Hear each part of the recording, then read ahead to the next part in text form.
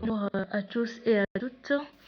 Nous voici encore dans une autre vidéo où nous allons montrer rapidement comment on peut paramétrer le message d'absence et puis le message d'accueil.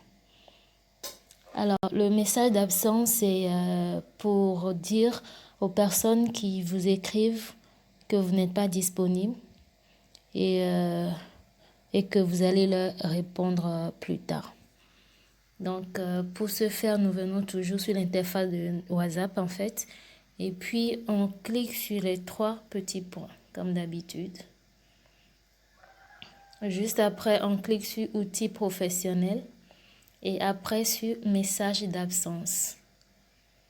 Alors, message d'absence, moi, j'ai déjà un message d'absence que j'ai configuré. Donc, lorsque vous venez ici, juste à côté de envoyer un message d'absence, si vous voulez utiliser cette option, vous cochez. Voilà, ça c'est coché. Ou si vous ne voulez pas, vous décochez. Donc, vu que c'est pour montrer comment on configure, donc nous allons cocher cela. Et vous cliquez sur le crayon juste à côté pour rédiger votre texte d'absence. Là, moi, j'avais déjà rédigé un texte. Dès que vous finissez, vous faites OK. Et puis, juste en bas, c'est écrit planning. Vous cliquez sur planning. Là, il vous donne trois options. Toujours envoyer. Planning personnalisé en dehors des horaires d'ouverture. Non, c'est-à-dire quoi? Lorsque vous mettez toujours envoyer, ça veut dire que toutes les personnes qui vont vous écrire, lorsque vous ne serez pas en ligne, vont recevoir ça. Ou bien si on choisit l'option planning personnalisé,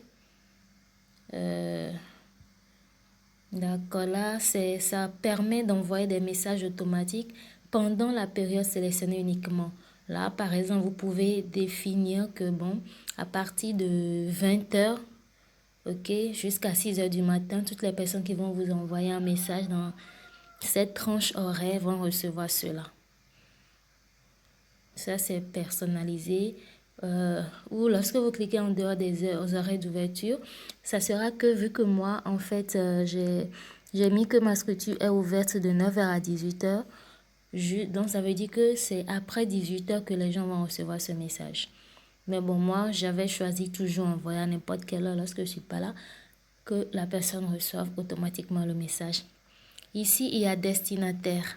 Il demande si vous voulez envoyer ça à tout le monde ou bien tous ceux qui ne sont pas dans le carnet d'adresse. Tout le monde à l'exception de. Bon, là, vous pouvez choisir les personnes. Et puis, n'envoyer qu'à. Et puis, ça donne plusieurs options. Mais bon, moi, pour ne pas trop me compliquer la vie, je mets tout le monde. Voilà. Et puis, lorsqu'on finit, on clique toujours sur sauvegarder. D'accord? Ça, c'est pour le message d'absence. Maintenant, pour le message d'accueil.